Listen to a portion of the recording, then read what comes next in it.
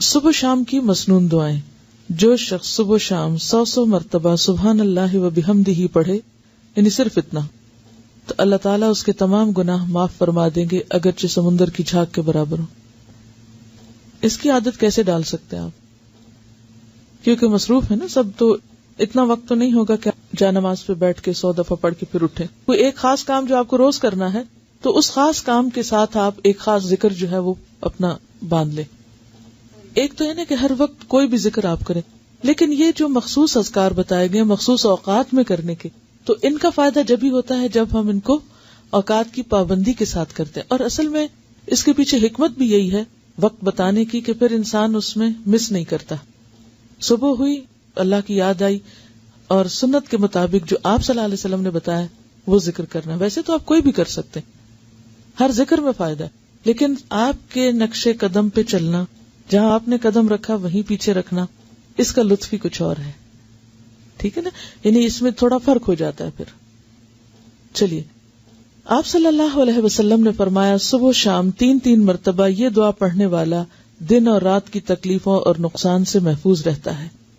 بسم اللہ الذی لا یضر مع اسمہ شیء فی الارض ولا فی السماء وہو السمیع العلیم. صبح شام اس اللہ تعالی کا نام لیتا ہوں جس کے نام کی وجہ سے زمین و آسمان کی کوئی چیز نقصان نہیں پہنچا سکتی، اور وہ سننے اور جاننے والا ہے. آپ صلی اللہ علیہ وسلم اس دعا کو بھی روزانہ صبح شام 3 مرتبہ پڑھتے تھے. اللہم عافنی فی بدنی، اللہم عافنی فی سمعی، اللہم عافنی فی بصری، لا الہ الا انت.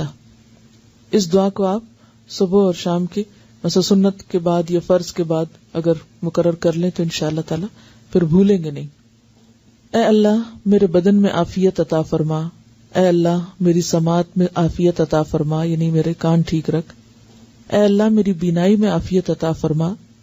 آپ کے سوا کوئی بھی معبود نہیں ہے، کیونکہ انسان کی جسمانی صحت اس کی عبادت کے لیے، اس کے کام کاج کے لیے، فرائض کی ادائیگی کے لیے بہت ضروری ہے.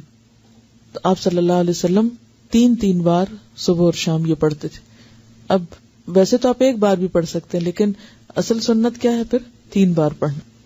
آپ صلی اللہ علیہ وسلم نے فرمایا کہ جو شخص سورہ اخلاص، سورہ فلق اور سورۃ الناس صبح شام 3 بار پڑھے گا تو وہ ہر قسم کی آفت سے محفوظ رہے گا. ترمذی کی روایت ہے. آپ صلی اللہ علیہ وسلم نے سیدہ فاطمہ رضی اللہ تعالی عنہا کو ہر صبح و شام یہ دعا مانگنے کا حکم دیا تھا، یعنی آپ نے اپنی بیٹی کو یہ دعا سکھائی تھی. یا حی یا قیوم برحمتک استغیث فاصلح لی شأنی کلہ ولا تکلنی الی نفسی طرفۃ عین.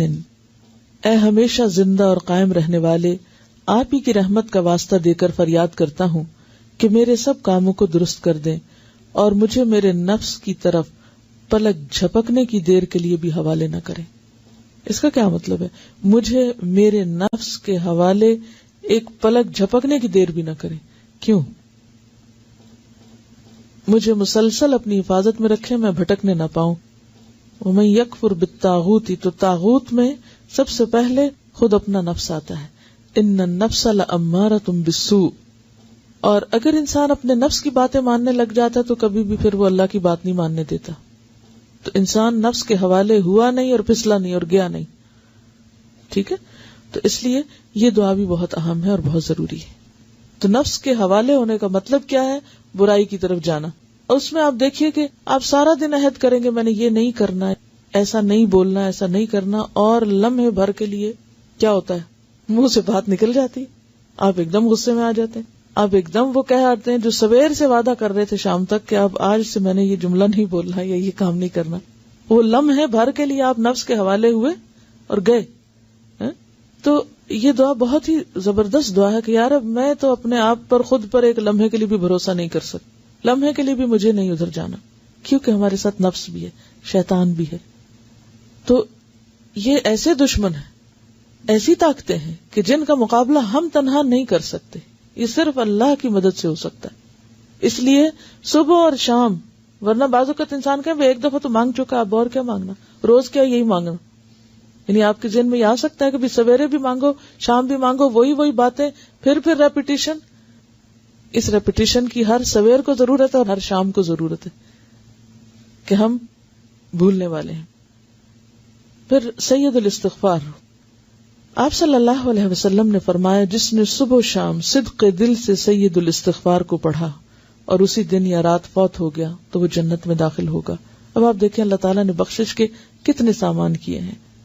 ایک چیز کر لو، دوسری کر لو، تیسری کر لو.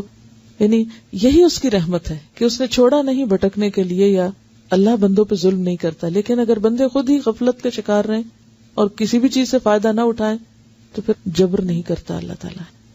سید الاستغفار یہ ہے، اللہم انت ربی لا الہ الا انت خلقتنی وانا عبدک وانا علی عہدک ووعدک ما استطعت اعوذ بک من شر ما صنعت ابوء لک بنعمتک علی وابوء بذنبی فاغفر لی فانہ لا یغفر الذنوب الا انت. اے اللہ، آپ ہی میرے رب ہیں، آپ کے سوا کوئی عبادت کے لائق نہیں.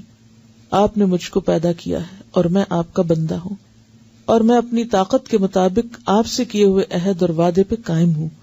میں اپنے برے اعمال کے وبال سے آپ کی پناہ چاہتا ہوں. میں آپ کی نعمتوں کا اقرار کرتا ہوں، یعنی جو بھی آپ نے نعمتیں مجھ پر کی ہیں ان سب کا اعتراف کرتا ہوں، اور اپنے گناہوں کا بھی اعتراف کرتا ہوں. یعنی ایک طرف تو نے مجھے اتنا کچھ دیا اور دوسری طرف میرے گناہوں کے ڈھیر ہیں. آپ میرے گناہوں کو معاف فرما دیجئے، کیونکہ آپ کے سوا کوئی بھی گناہوں کو معاف نہیں کر سکتا. یعنی کسی انسان، کسی جن، کسی فرشتے کے اختیار میں نہیں کہ وہ بندے کے قصور معاف کر سکے. اصل معافی اللہ ہی کی طرف سے ہے.